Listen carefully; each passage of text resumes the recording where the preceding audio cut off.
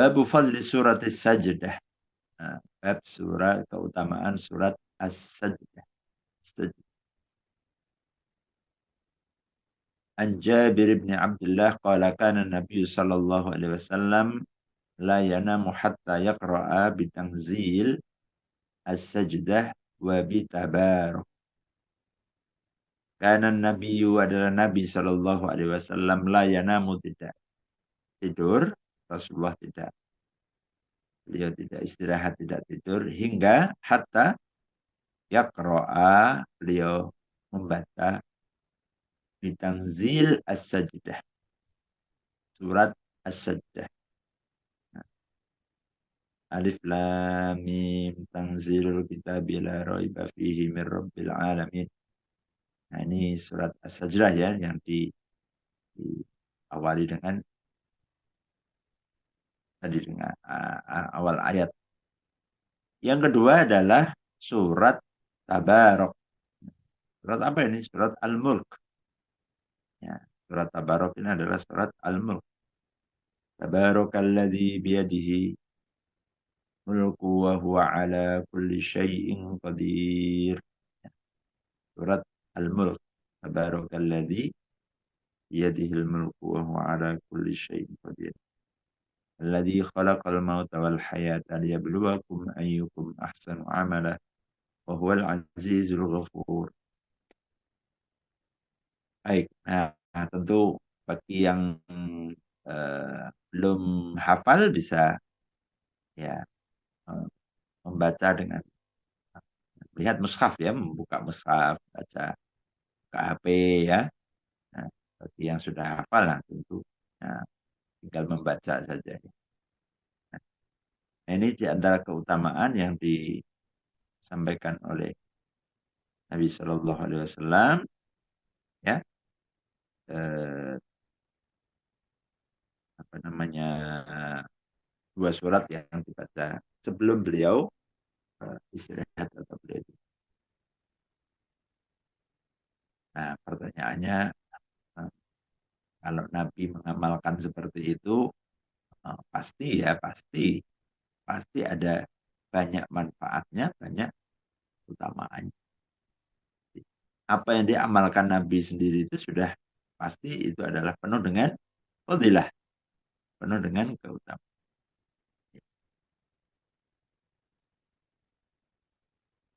Baik, jadi lanjut berikutnya. An Ka'b bin al-Ahbar qala man qara'a tanzil as-sajdah wa tabarak alladhi biyadihil mulku. Dua surat as-sajdah dan surat tabarak al-kutiba lahu. Kutiba lahu, kutiba akan dicatat, ditulis lahu baginya sab'una hasanah, 70 kebaikan. Wa khutta anhu biha, dan akan dihapus darinya biha dengan surat itu sab'una 70 sayyi'ah, keburukan. Ya. Wa rufi'a lahu, dan akan diangkat baginya untuknya biha dengan surat As-Sajdah dan Al-Mulk sab'una darajah, 70 derajat, 70 tingkatan. Ini di antara keutamaan dua surat yang dibaca oleh Nabi Shallallahu Alaihi Wasallam sebelum tidur. 70 kebaikan catat baginya, dihapuskan 70 kesalahan, 70 keburukan yang dia lakukan, dan juga akan diangkat derajatnya 70 derajat. Masya Allah. Nah, ini di antara keutamaan surat tersebut. Surat tadi Al-Sajdah, kemudian surat Al-Mulk ya. Nah, maka baik kalau surat-surat yang disebutkan keutamaannya itu kemudian menjadi prioritas di antara surat-surat yang dihafalkan ya. Maka kenapa menghafalkan surat-surat itu ya. Nah, di antaranya karena memang surat-surat itu memiliki fadilah ya secara khusus, keutamaan tersendiri. Babu fadli surat Yasin. Nah, berikutnya adalah tentang keutamaan surat Yasin. An Safwan haddatsani al-masyakhah annahum hadaru Hudzaifah bin al-Harith al-Thumali hina ishtadda sawquh. Faqala Safwan mengatakan bahwa menceritakan, memberitahukan kepadaku para guru-gurunya, para syekh-syekhnya ya, bahwa mereka pernah ketika hadir ketika mereka ada di salah seorang di antara orang ulama, Hudzaif ibn al-Haris al-Thumari, ya, ketika sedang sakit keras. Faqala hal minkum ahadun yaqra'u Yasin. Nah, maka berkatalah, ya, adakah di antara kalian seorang yang dapat membaca surat Yasin? Qala faqara'aha Salih ibn Shuraih as-Sakuni. Maka membacalah surat Yasin itu salah seorang di antara mereka, yaitu namanya Salih bin Shuraih as-Sakuni. Falamma balagha arba'ina minha qubidha. Maka tatkala Saleh bin Shuraih ini membaca surat Yasin dan sampai di ayat 40, ya, qubidha, maka meninggallah Hudzaif bin Haris as-Tsumari. Jadi yang sedang sakit keras tadi, dibacakan surat Yasin baru sampai 40 ayat. Baru sampai 40 ayat. Maka qubidha, maka dia wafat, meninggal. Qala fakana al-masyayikh yaqulun,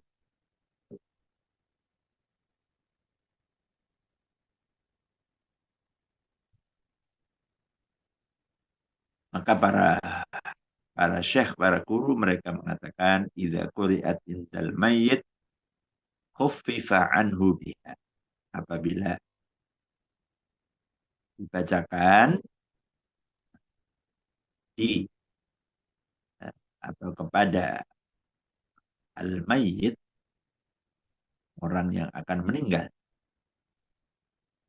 Al-mayyit ini artinya bukan yang sudah mati, orang yang akan mati. Karena memang di dalam pembahasan para ulama itu surat Yasin ini masukkan dalam bab apa namanya, membacakan orang yang sedang sakarat atau orang yang sedang akan meninggal. Nah, maka surat Yasin ini akan khuffifa anhu biha, akan meringankan, ya, meringankan kematian. Artinya dimudahkan. Artinya tidak diperberat. Nah, matinya mudah, meninggalnya gampang, ringan. Ya. Nah ini tentu betapa beratnya ya ketika menghadapi sakaratul maut. Nah, maka betapa keutamaan, kenikmatan ketika seseorang itu Allah mudahkan, Allah berikan kemudahan, keringanan ya di dalam keluarnya roh, nyawa dari diri. Nah, ini salah satu di antara keutamaannya, akan meringankan, akan memudahkan orang yang sedang sakaratul. Nah, nggak usah kemudian khawatir, takut ya. Dan ada orang yang baca surat Yasin. Jangan baca surat Yasin. Nanti ada yang mati katanya. Ya, ya kalau belum belum ajalnya ya, belum jadwalnya ya nggak usah khawatir ya.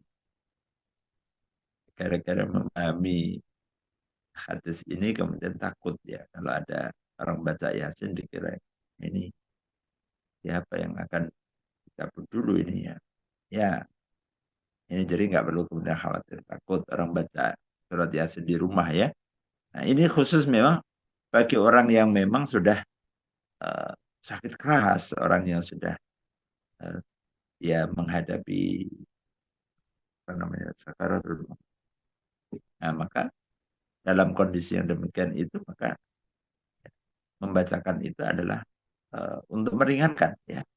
Dan tentu tenang orang yang dibacakan. Nah, diberikan kemudahan dan insya Allah yang dibacakan itu juga meninggalnya tentu dalam keadaan husnul khotimah, dalam keadaan yang baik.